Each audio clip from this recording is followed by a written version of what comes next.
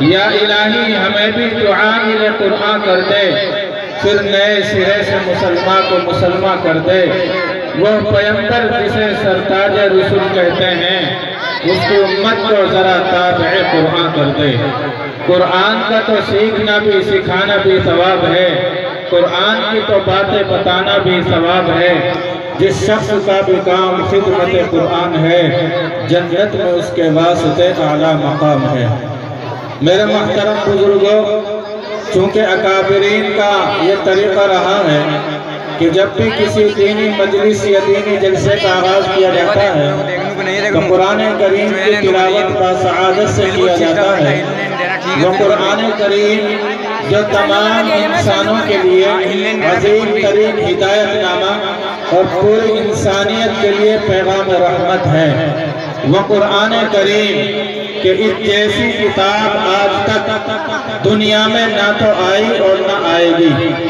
اس سے پہلے جتنی کتابیں نازل ہوئی، اللہ تبارک و تعالیٰ نے کسی کی تلاوت کے اوپر نیکی دینے کا وعدہ نہیں فرمایا، لیکن قربان جائیے قرآن کریم کی عظمت پر، اس کی شان کے اوپر کہ اللہ تبارک و تعالیٰ نے اس کی تلاوت کے ایک ایک حرف کے اوپر دینے کا وعدہ فرمایا ہے۔ اور تلاوت کرنے والا تلاوت کرنے والا ہے ہی، لیکن اللہ رب العزت سننے والے کو بھی محروم نہیں کرتے ہیں، سننے والے کو بھی برابر کا ثواب عطا کرتے ہیں۔ اور اتنا ہی نہیں، قرآن کریم تو وہ شان والا کلام ہے کہ اگر کوئی اللہ کا بندہ وضو کر لیتا ہے اور وضو کر کے اس قرآن کریم کو ہاتھوں میں لے لیتا ہے تو اس کو ہاتھوں میں لینا ثواب۔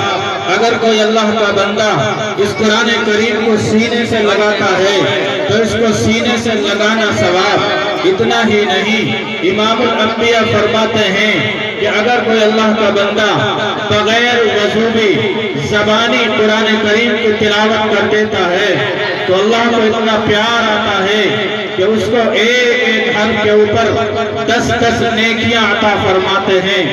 اتنا ہی نہیں، امام الانبیاء فرماتے ہیں کہ اگر کوئی اللہ کا بندہ وضو کر لیتا ہے اور وضو کر کے قرآن کریم کی تلاوت کرتا ہے تو اللہ کو اس کے اوپر اتنا پیار آتا ہے، اتنی شفقت آتی ہے کہ ایک ایک حرف کے اوپر 25 نیکیاں عطا فرماتا ہے۔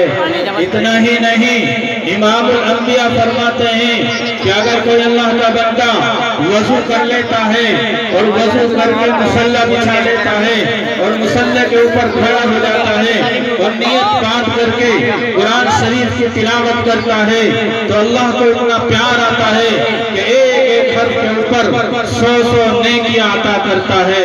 فکر دنیا کر کے دیکھا، فکر قرآن کر کے دیکھ، فکر دنیا کر کے دیکھا، فکر قرآن کر کے دیکھ، سب کو اپنا کر کے دیکھا، رب کو اپنا کر کے دیکھ۔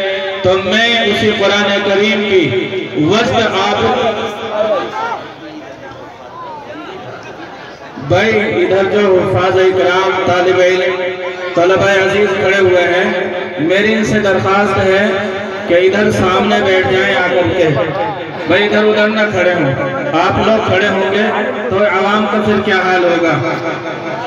تو قرآن شریف کی تلاوت سے ہم اپنے اس جلسے کا آغاز کرنے کے لیے دعوت دے رہا ہوں۔ مدرسہ مسیح العلوم کے ایک جو ہے استاد قاری محمد حارث صاحب دامت برکاتہم، میں موصول سے درخواست کرتا ہوں کہ کرسی پر تشریف لائیں اور قرآن شریف کی تلاوت سے اس جلسے کا آغاز فرمائیں۔